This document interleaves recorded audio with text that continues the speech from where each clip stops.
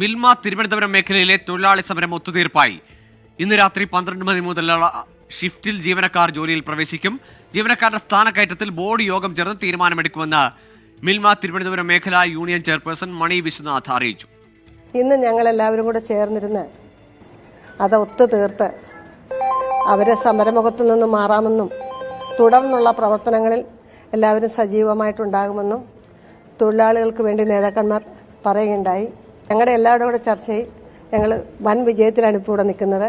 നാളെ മുതൽ പ്ലാന്റിൽ പണി നടക്കും. നാളെ ബോർഡ്, ഞങ്ങളുടെ ഒരു ബോർഡ് ഞങ്ങളുടെ നാളെ ഉണ്ട്. ബോർഡിൽ കൂടി തീരുമാനമെടുത്തുകൊണ്ട് നമുക്ക് ബോർഡിലെ അറിയിക്കേണ്ട കാര്യമുണ്ടല്ലോ, നമ്മൾ ബോർഡിൽ കൂടെ ഒന്ന് ചർച്ച ചെയ്തിട്ട് നമ്മൾ പൂർണ്ണമായിട്ടും കാര്യങ്ങളെല്ലാം വിശദമാക്കും. അഖിൽ ഷാൻ സാറുണ്ട് തിരുവനന്തപുരത്ത് നിന്ന് വിശദാംശങ്ങളുമായി. അഖിൽ, വലിയൊരു പ്രതിസന്ധിയിലേക്കായിരുന്നു മിൽമ പോയത്. പ്രത്യേകിച്ച് പാൽ വിതരണത്തിൽ ഉൾപ്പെടെ വലിയ പ്രശ്നങ്ങൾ ഉണ്ടാകും എന്നാണ് കരുതിയിരുന്നത്. നിലവിൽ ഇന്ന് രാവിലെ മുതൽ തിരുവനന്തപുരത്തും കൊല്ലത്തും പത്തനംതിട്ടയിലുമൊക്കെ ഈ പ്ലാന്റുകളുടെ പ്രവർത്തനവും തടസ്സപ്പെട്ട് നിൽക്കുകയായിരുന്നല്ലോ. ഇതൊക്കെ പരിഹരിക്കാനാവും? മറ്റ് പ്രശ്നങ്ങളൊന്നുമില്ലാതെ ഇത് ഒത്തുതീർപ്പാക്കാൻ ആവുന്ന ധാരണ എന്താണ്?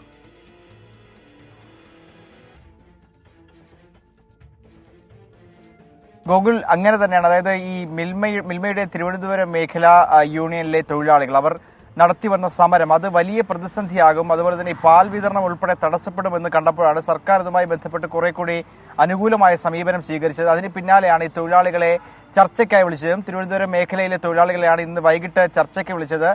മേഖലാ യൂണിയൻ ചെയർപേഴ്സൺ മണി വിശ്വനാഥിന്റെ നേതൃത്വത്തിലായിരുന്നു ഈ ചർച്ച നടന്നത്. ഈ ചർച്ചയിൽ ഏതാണ്ട് ഇവരുടെ ആവശ്യങ്ങളൊക്കെ കേൾക്കുകയും ഇതുമായി ബന്ധപ്പെട്ട് അതിലൊരു ഒത്തുതീർപ്പിലാവുകയും ചെയ്യുന്നു. ഏറ്റവും പ്രധാനമായി ഇവരുടെ ആവശ്യം, ഇവർക്ക് ഈ തൊഴിലാളികൾക്ക് നൽകേണ്ട പ്രൊമോഷൻ അത് അനുവദിക്കുന്നില്ല. ചില ഉദ്യോഗസ്ഥരെ മാത്രം തിരഞ്ഞെടുത്ത് പ്രൊമോഷൻ നൽകുന്നുള്ളതാണ് ഏറ്റവും പ്രധാനപ്പെട്ട കാര്യം.